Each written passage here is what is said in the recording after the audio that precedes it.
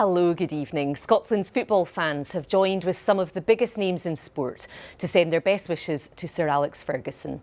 The former Scotland, Manchester United and Aberdeen manager is in intensive care in hospital following a brain hemorrhage. Andrew Anderson reports. Thousands gathered today in Sir Alex Ferguson's home city of Glasgow for the annual May Day rally.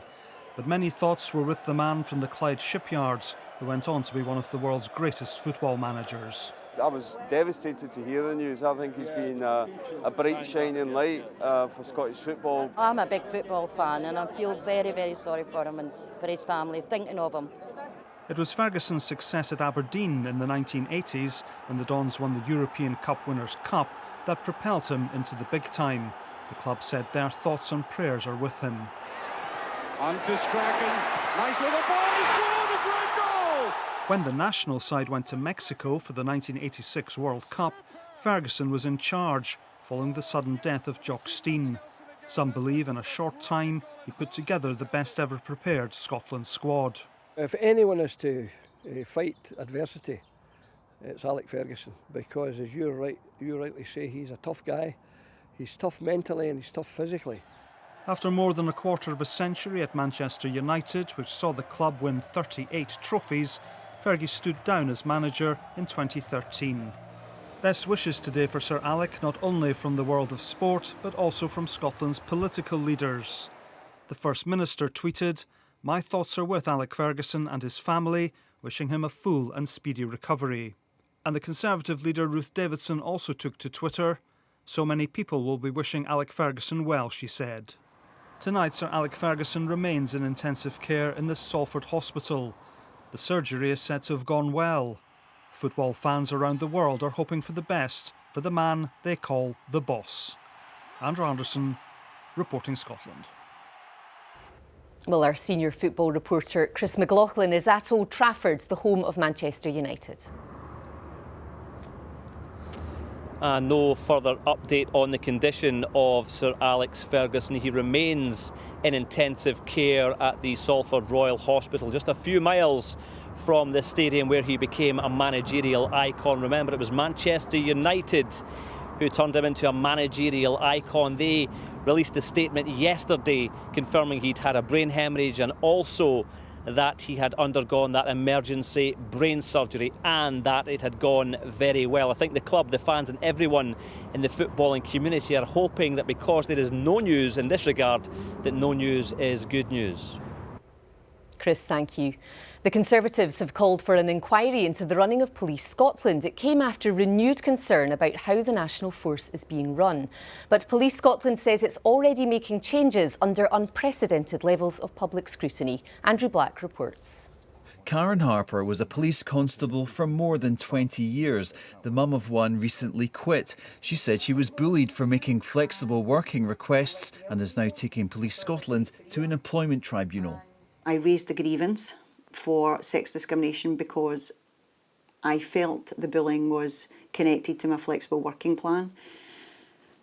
I submitted the grievance in 2015 and Police Scotland essentially started a witch hunt against me. An entire section of the first report is called Fear. This week, a BBC documentary told the story of attempts to suppress an internal report commissioned in 2014 containing claims of corruption and criticism of Police Scotland's bosses. Today, there were calls for an inquiry into what's going on. You can see how hard the frontline officers are working, but clearly there's a problem with structure, clearly there's a problem with resources getting to the front line. I think that's something that we need to look into. The whole idea is that this is an organisation and a system that is working, and I don't really see the need for that at this stage. Police Scotland doesn't comment on individual cases like Karen Harper's, but in a statement said the report featured in the BBC programme was compiled 4 years ago and significant changes have been implemented since then. The statement added the service has been the focus of numerous external reviews and unprecedented levels of public scrutiny since 2014 and is committed to investing in our people as we build the organisation going forward. Meanwhile, the Scottish Government says public confidence in policing remains strong. Andrew Black, reporting Scotland. ScotRail's apologised for major disruption after severe damage to overhead wires just outside Glasgow Central Station brought services grinding to a halt.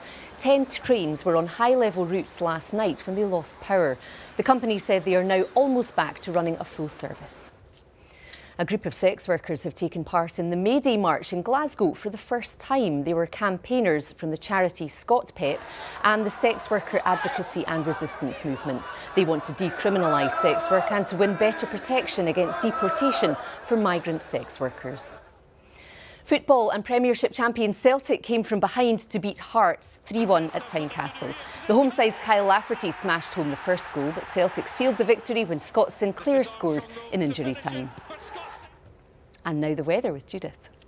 Thank you, Laura. Many of us basked in some glorious sunshine today, warm sunshine at that. This one of our weather watchers sent in from Carnoustie, but not everywhere. This was the picture on Sky earlier on today, holding on to rather cloudy conditions for more western areas and the northwest, the far north as well, with some outbreaks of patchy rain or drizzle at times, some sea fog down towards the Solway area, with some glorious evening sunshine elsewhere, and a predominantly dry night to come, some clear spells in the east, all the while cloud increasing across the country and mistiness to that cloud as well tonight, but nothing too cold at all, 9 or 10 Celsius. So tomorrow starts on rather a grey note away from the east coast where it will be sunny from first light, but that cloud progressively thinning and breaking as we head through the morning, and we should see pretty good spells of sunshine once again.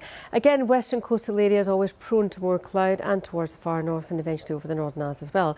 The rest of the UK basking in hot sunshine tomorrow, 27 Celsius for the London area. Inland it will be warm if not hot.